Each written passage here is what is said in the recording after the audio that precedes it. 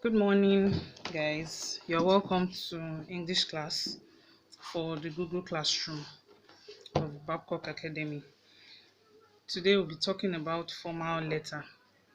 Formal letter is not new to us. We have been doing it for over 3 years now, and I want to believe that you know what it entails. In WAEC, you are expected to write either a formal letter or an informal letter. So, which is supposed to give you a whooping marks of 50. But we are going to look at it today and we are going to see how we can help ourselves concerning formal letter.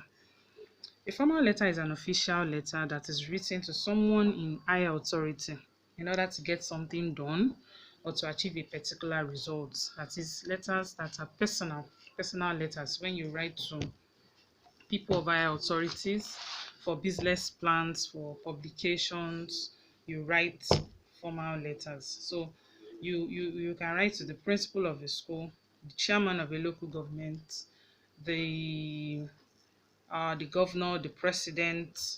When you write all those letters, when your questions are directed towards all those kind of people, you have a formal letter. Then we move to the features of formal letter. The formal letter has two addresses, like we know. It has two addresses. The first address is the writer's address, which is your own address. And I've told us that your address is your place of work, where you work. You are a student at Babcock Academy, so it's expected that your address should come first. Babcock Academy, Ajebo Road, uh, Abeokuta, then your dates. And if you follow the normal procedure that we have been following all along, you remember your punctuation marks and your full stop. From there, you move to the receiver's address. That is the address of the person you are writing to, the designated person you are writing to. If it is your principal, you say the principal, then followed by the school. Then, if it is for the chairman, you have the chairman, maybe it's of the local government or for the PTA, whatsoever. You have that there. Then immediately after the recipient's address, you're going to have the salutation, which is usually dear sir or dear madam, depending on the gender of the person you are writing to. If you don't have the gender, if you don't know the gender of the person you are writing to, we advise that you put dear sir slash madam. Please, when you are writing, mind your punctuation marks. From there, you move straight to the title or the heading. The title or the heading. Your title or your heading is usually couched from the question that you are given. The question that you are given will make you know the kind of title or the kind of heading you are going to have.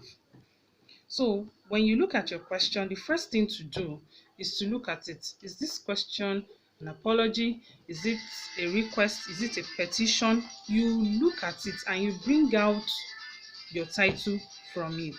Then it is advisable that you write your heading in capital letters to save you the stress of trying to differentiate which is which or not. So it is better that you write your heading or your title in capital letters. From there, you move straight to the point, the body.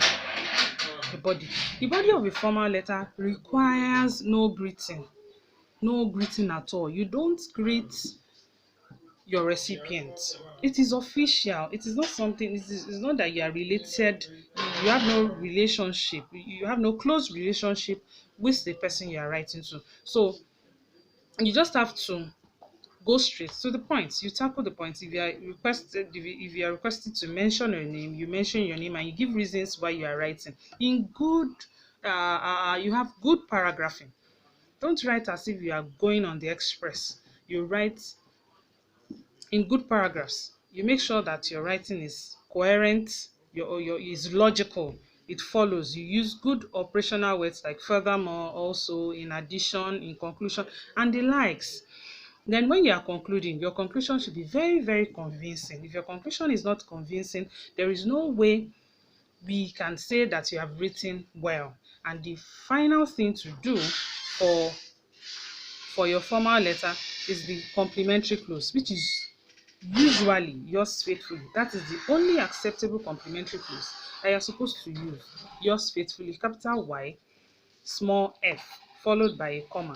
Those punctuation marks are very, very important. So when you have your capital Y and you have your small f, beside for the yours, there's nothing like the apostrophe after the R. So don't put it. It is not necessary. Then immediately after your yours faithfully, you're going to have your signature. Your signature shows that you consent to what you have written. You are the one, you have written it.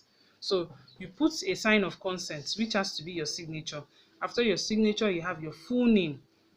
I've taught us how to write our full names. You write it in two ways. You either write your first name and your surname, or your surname and your initials.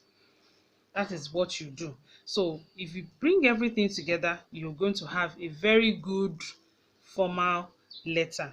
And don't forget that your write-up is usually graded in 4 parts. We have the content, the organization, the expression, and mechanical accuracy. The content. What is content? Like I've always told us, when you have a bottle is supposed to take in water.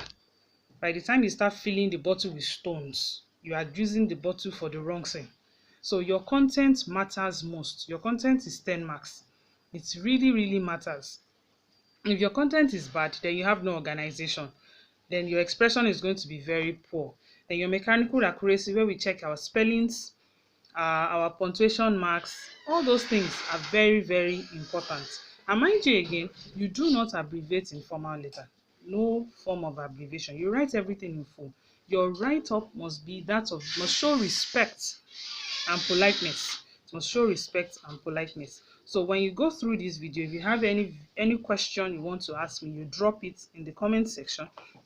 And drop it in the comment section. We'll look at it together and we'll find answers to it. Thank you and God bless you.